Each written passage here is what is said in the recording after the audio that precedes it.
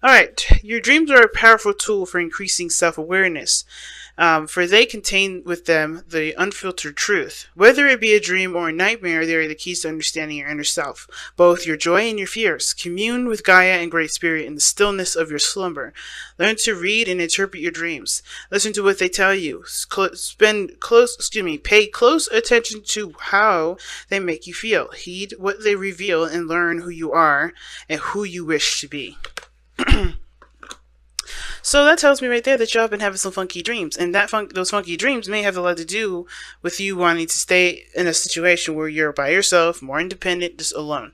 Now, some of you guys are just alone, period, and you guys are wanting things to change anyway, and you just can't figure out how you want to go about this change. I think some of you guys may want to be alone, but then you also don't, and that kind of being pulled between two sides of the street kind of is why you have the two swords there in the first place. Like, some of you guys want to be alone, but then some of you guys don't. Okay? And it's hard for you guys to want a relationship, but also not really want to take on a relationship, if you get what I'm saying. So, if we look at this diagonally already from Heed Your Dreams, we got the Two of Pentacles in your past, which would, like I said, would indicate distractions. But it also talks about balancing situations and trying to make it a really valuable decision. A decision that would reflect in not only commitments, but also taking up the work necessary to make this decision a reality. And that reality has a lot to do with what your dream is. And I think the thing is that considering that Heed Your Dreams is here and the Two of Coins is all about pushing those dreams back or pushing beyond your emotions, your focus has been only on what can I get in this physical present instead of using my power of dreams to manifest exactly what I want. Because I feel like one of these pentacles here is your dream, is your heart's desire, but because yes, it's not maybe in front of you, or perhaps this is about what you can do physically in the moment at the time, the dream aspect has been put aside. Therefore, the person that you want, the person that is your person, the King of Swords, is on the outskirts of the decision making. Now, considering that some of you guys may have been trying to figure out what needed to be done or trying to keep the balance of a situation because you liked being in your dreams with the person that you're with, or you have a dream bay, but this dream bay is purely in your mind. It's really interesting. It's not like the King of Cups, and I kind of get this feeling that this King of Swords kind of protects you in a way. This person that's like a stand-in for the person that you want is really legitimately an imaginary friend, or an imaginary partner, because this person is your way of keeping your defenses up and keeping somebody outside of you. It's different from the King of Cups when it comes to manifesting your partner, because I think this is someone that's a stand-in here. Okay, because the King of Swords is a truth, is a belief system, or he is the representation of his own beliefs and logical thinking.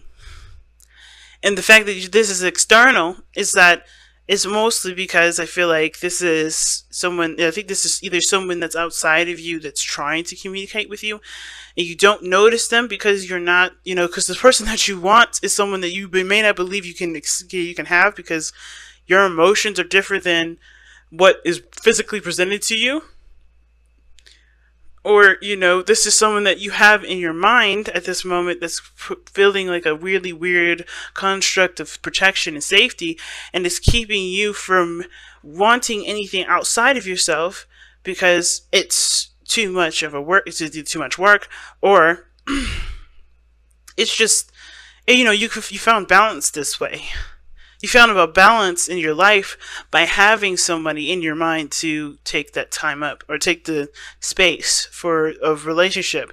But it doesn't replace the physicality of it. Like, the idea of a man, or idea of a woman, or idea of a person, or a partner, or a friend is wonderful. But can it physically happen? Well, we have this in the very center. As a dream. Doesn't mean it can't happen, but it starts by one believing that you can have a dream, you can have that dream come true. The Magician is your underlying energy for a reason. It starts by recognizing that you have the tools to manifest what you want, but it also means that you have to believe in yourself that you can have these dreams come true, and have them manifested in your present moment. And the reason why you have the magician here is because the Two of Swords is back. Interesting. Two of Swords. Why do you have the Two of Swords in the first place? See why. The Fool. Taking a leap of faith. And that leap of faith, that leap of freedom to put yourself out there, you've done it once. And now it's like you don't know if you're ready to do it again. You don't know if you're ready to do it again. You don't know if you're willing to do it again. And that is because, it's trusting yourself that's the biggest thing. Now, another thing I've noticed is that the King of Swords would be Aquarius, right? That's you. It can be. It doesn't have to be you. It doesn't have to be tied to you. Please read the reading based off of what resonates, right? But I kind of get this feeling that, you have a dream. You do want to make those a reality, but the problem is that yourself, meaning now that you are in your own way, which it kind of is saying that. And the reason why is because you do not trust yourself. You do not trust yourself. You do not trust anyone outside of you. And therefore, it's very hard to have any sort of dreams. And probably even you try to stop your dreams or you start to control what you feel, experience, because you don't trust that anything can come. You feel like the real you is not you right here. Because it's interesting to have the King of Swords, your card, as an external energy from where you are right now. And the Hermit is really a card of reflection and going back within, but you're outside of yourself. It's very weird. To see the King of Swords here with the Hermit is very weird. It's like you are looking within yourself and looking at yourself from an external view. It's almost like you're criticizing yourself. And it's really odd because the Hermit is not a criticizing energy. He looks to heal himself. He looks to repair things. But where you guys are going, you guys are like isolating yourselves and and ostracizing yourself at the same time, it seems like. Some of you guys may not even agree with this or not even, make sense, not make sense of it, but like more of like you guys just don't, it's not happening. But some of you guys, with this reflection, which is nothing wrong with reflecting and looking back and figuring out who you are, figuring out your, through the truths that you've experienced, it does tell me that you've been through a lot. But you're also, it looks like you're hiding out from yourself. I'm going to even pull on that. Why is the Hermit in the present energy? Why is the Hermit in the present energy? The Seven of Cups. Oh, shoot. Why is the Seven of Cups coming up for the Hermit?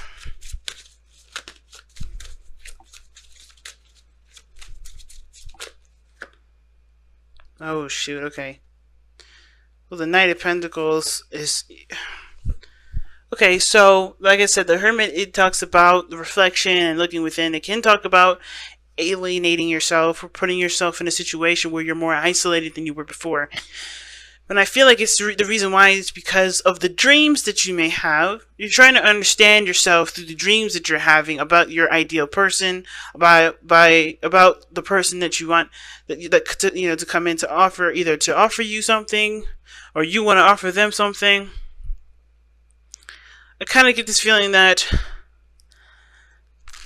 you're, like I said, you're okay with being solo, but the problem also is being solo, and the reason why you haven't decided to make, to go out there and find a real person or whatever is because they don't measure up to what your dream mate looks like and what your ideal person is.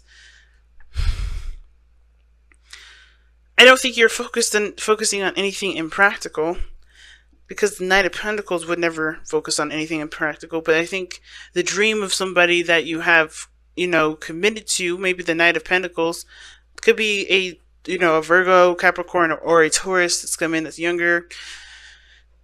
Or it could indicate that this is about, or you're looking very closely at the details of all of these, dreams, and you're studying those dreams. You're trying to understand these dreams, just like how the Heed Your Dream card was even suggesting. You're trying to understand why you're having these dreams in the first place, or maybe why you have these desires, or why these desires and wants are so astronomically huge for you. What do they mean to you? What is the value of those dreams? I think you're trying to figure out what is worthy of your time and effort. You know, you're trying to come up with your own truth here, of trying to find a new purpose, and it's hard. Because maybe what you guys wanted couldn't either couldn't be had, or it just wouldn't work out. Therefore, it's hard to find who you are, because that situation had collapsed within itself. Not having anything to do with you, or I don't think it's your fault. It's just that sort of situation regarding that person is the reason why you have a hard time finding purpose for yourself, if that's the case for some of you guys. Or this purely, you're having a problem finding purpose for yourself, period, because you don't know in which direction you want to go into. Now, your future is suggesting the Two of Wands being in your, obviously in your future, right? So that can indicate, like I was saying before, making a decision about where you want to go, what you want to do, how do you want to pursue your goal? And I feel like right now you're kind of just stuck in what do you want to do and what can you do? What do you have patience for right now? Right? What do you, because you're the knower of all things. The King of Swords is someone that knows everything. Their intellect is superior. And it seems like it's harder and harder to find what you want, because you've already done half the stuff that you've been done, that's being presented to you. And it kind of just feels like you guys are just kind of having a hard time figuring out what you want to do. You're still stuck at a crossroads. And how do you want to pursue it? I think it's a good step anyway to, from the Hermit, Seven of Cups, and the Knight of Pentacles to finally go on the quest of figuring out how do you want to execute what you want to execute, versus trying to figure out what it is that you want to do, because at least you have something that you're trying to go for. But then you get stuck at, what do you want to do and how do you want to do it? But what is it? That's the biggest thing. Before we get to this, you got to figure out what is it. Now, your best path to follow is the Eight of Cups. Okay? And the Eight of Cups talks about moving on, like not moving on, but going, finally, not finally, but listening to what your heart wants. The Eight of Cups is very similar to the Seven of Cups. And I don't think you're going to find anything through the options that you have right now, even though they're realistic options. I don't think neither of these options are appealing to you whatsoever. They're some doable, Knight of Pentacles, they're doable. And I feel like these dreams and, stuff, they're kind of good at keeping you where you are and procrastinating from making a real decision, which would be none of these decisions, but truly just going on faith and going on what you truly want to pursue. Or finding out within yourself, or finding out outside of these options what it is that you want. What it is that will make you happy. Finding your ninth cup. Finding your cup. Your specifically designed cup. Instead of finding a cup that's predetermined or pre-existing. Okay? Because you get emotionally drained here. This is talking about being emotionally drained, no longer being able to give of yourself to a situation. We're no longer giving the time and energy to situations that no longer serve, or has never really served in the first place. The options don't present anything to you that is of interest to you, so you have to find your own way. You have to find your own passions. You have to find your own desires. And it starts by figuring out what it is that you want to feel. Because right now, you're the King of Swords, detaching from your circumstances. And you have been like that since the very beginning. The Two of Cups. Distracting yourself with work and responsibilities and not looking at how you feel. And it's because it was a defense mechanism from when you were hurt. And it's understandable, considering that whatever you've been through was very painful.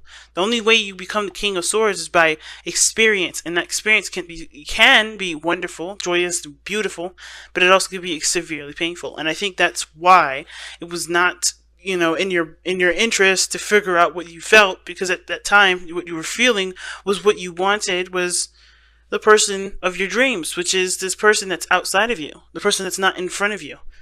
You know who you want, you know what you want, but it's like at the same time, it just seems like it's out of your power. And it doesn't mean that you can't have it, it just means that this person may come in a different form, or this person may be right there around you, but your focus is so much on the realistic or the real, because you've dealt with something that wasn't, or you feel like you dealt with something that wasn't. And it's hard for you to figure out whether or not it was legitimate or not, because there was no real evidence of legitimacy at all, nor was there any evidence of there not being, legitimacy. It's so interesting how all this is intertwining together. But the biggest thing that you guys fear is letting it go. And letting it go would mean that you put yourself in a very vulnerable state, that you allow the outside of world around you to conduct the changes that you would prefer to do on your own. But I don't think that this is calling for you to necessarily make changes in your life that are super huge. I feel like mostly just saying just accept, just be open to changes that come into your life. Because they can be gifts. Yes, it may be big gifts and hard gifts to, adapt to, because they're, again, big changes in your life. But there's a lot of emphasis on what you can and cannot control, and what you're willing to, happen and not willing to happen, because you don't trust yourself to handle it. You don't trust yourself to have a wonderful experience, or have a experience that's different than the one that you're experiencing, even if it's not necessarily very exciting. Even if it's not taking you anywhere, you're not growing in any way. Because the Fountain card is all about being. It's all about, just literally not doing a thing. Just being yourself, being who you are. And I think the fear of, of letting yourself just be, letting yourself just enjoy, you're maybe this dream person. And I know I keep saying dream person with the King of Swords. He may not be, he's not the King of Cups. He can't be a dream person, but your ideal partner is definitely showing up in the external energy if this is not you. And I feel like it's just, if you just be, instead of looking to try to control every area, things can happen, but it's still understandable that that shit can happen, and you don't want that to happen until you feel like you're ready, until you feel like you can trust yourself, until you gain a better relationship with yourself. You don't want any changes to happen. You don't want nothing to happen yet. So your outcome is the Tower. It's very odd, but the Tower is coming up in your outcome, which would suggest something happens out of the blue that would push you towards making a decision about how you want to handle it, how do you want to tackle it, versus what needs to be done, or what do you want to do, period. So you go from, what do I want to do, what do I want to pursue, to what do I have to do, like which direction, how do I want to, what choice am I going to make about how I'm going to adapt with these adjustments. And usually the Tower is two things: either you make the changes happen, or the changes happen because you haven't been moving, and it's because you've been refusing to move. It's because you've been refusing to adjust or to make the changes in your life that would encourage continual process and growth. Standing still on purpose can be good for a certain amount of time, a certain amount of things and purposes, but if you're doing it because you don't want to, embrace something new coming in, it's not necessarily the healthiest option. And you guys have surrendered to divine timing. See, that's the card that's, like, literally all this reading is telling me is that you guys are refusing to move forward with something, and it's because you're just not ready for it. You feel like you're not ready for it, you don't want it yet. There's some things that you're still trying to understand about yourself. But Godspeed with that, because as soon as you figure it out, things are going to definitely shift a lot more than you realize. Sometimes divine timing may differ from sometimes divine timing may differ from your ego's timing. If a goal isn't manifested fast enough, or slow enough in this case, according to your ego, be patient and trust the universal flow. Or as a matter of fact, brace yourself for the universal flow. Because it looks like you're not necessarily trying to make shit happen. This is not what you guys are doing. You're not forcing anything. You're not making something happen at all. As a matter of fact, you're pulling all the reins. It's like you have an army of horses. You're just guiding on your own. You're trying to pull on all the reins to keep them from going over that one bridge that was going to pretty much select that one horse. The one horse that you're either standing on, and the one that you really want to go down, and you're not quite ready to cross that bridge yet. The surrender to divine timing is telling you that you guys are trying to force a situation. It's more of like it's time to embrace the changes that are coming. And that's why you guys have your guard up. That's why you guys are distant. That's why you guys are not embracing the stuff that's coming in. You're rejecting it because this is a change that you did not orchestrate. This is a change, and I don't want to make you sound like you guys are narcissists or anything like that, because you're not. It's understandable, right? Nobody wants a change that they didn't make themselves or they didn't deem themselves ready for. It's 100% a normal human response and totally understandable. However, it doesn't mean it doesn't mean that we aren't ready because we don't feel like it. You know, not saying that we don't feel like taking on the challenge. Not that no, I mean that it doesn't mean you're not ready because you don't feel like you're ready.